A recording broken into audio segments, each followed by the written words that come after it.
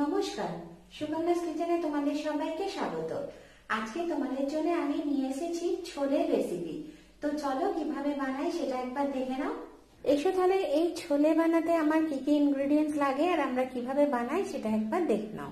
ছোলে বানাতে আমার লাগবে কাবলি ছোলা, যেগুলোকে আমি রাত্রির থেকে জলে ভিজিয়ে সকালে নুন দিয়ে প্রেসার কুকারে সেদ্ধ করে নিয়েছি। পেঁয়াজ কুচি, টমেটো কুচি, ধনেপাতা কুচি, আদা রসুন বাটা লাগবে, আর ফোড়নের জন্য লাগবে গোটা জিরে, গোটা গরম মশলা আর তেজপাতা। আর গুঁড়ো মশলার জন্য লাগছে আমার জিরে গুঁড়ো, ধনে গুঁড়ো, লঙ্কা গুঁড়ো, কাশ্মীরি লঙ্কা গুঁড়ো, চিনি, আমচুর, কসুরি মেথি। এখানে আমি নুন নিইনি, কারণ ছোলাটা যখন আমি সেদ্ধ করেছি তখন তাতে নুন দেওয়া আছে, তাই একবার টেস্ট করে নিয়ে যদি নুন লাগে তাহলে নুন দেব। কড়াতে কিছুটা সাদা তেল দিয়ে দিয়েছি।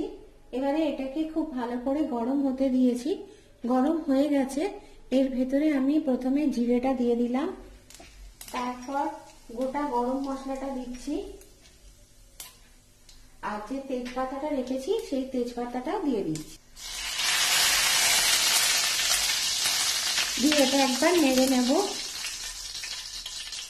তারপর এর ভেতরে আমি পেঁয়াজ কুচিটা দিয়ে দিচ্ছি। পেঁয়াজটা ভাজার সময় পেঁয়াজের ভেতরে যদি আমি অল্প নুন দিয়ে দিই তাহলে পেঁয়াজটা কিন্তু খুব তাড়াতাড়ি ভাজা হয়ে যাবে। তোমাদের যদি আমার এই ছোলের রেসিপি ভালো লাগে তো লাইক করবে, শেয়ার করবে আর কমেন্ট করে আমায় জানাবে কেমন লাগলো। আর আমার চ্যানেলকে সাবস্ক্রাইব করবে। সাবস্ক্রাইব করার পর যে ছোট্ট বেল আইকনটা আছে ওটা ক্লিক করে দেবে, তাহলে যে কোনো রান্নায় দিই না কেন সবার আগে তোমার কাছে চলে যাবে।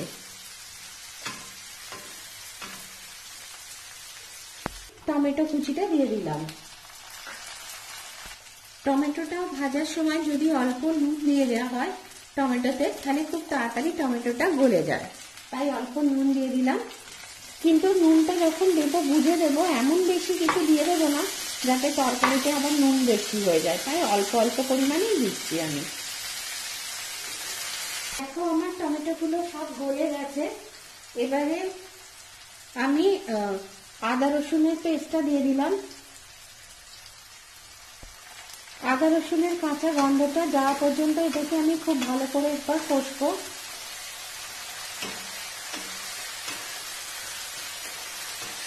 আদা রসুনের কাঁচা গন্ধটা চলে গেছে।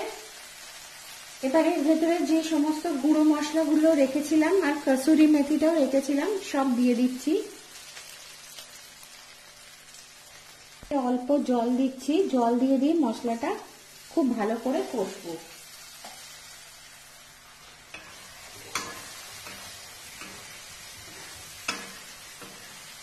দেখো আমার মশলাটা কষা হয়ে গেছে।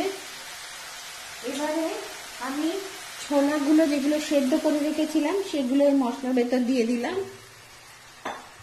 দিয়ে ভালো করে একবার মিশিয়ে নেব।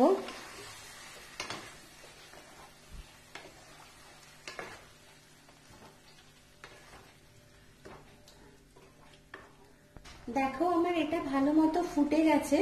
এবার আমি নামিয়ে ফেলবো, তার আগে ওপর থেকে ধনেপাতা কুচিটা দিয়ে দিলাম।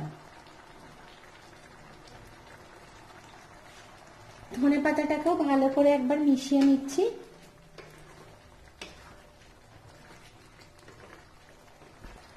এবার আমি গ্যাসটা অফ করে দিচ্ছি।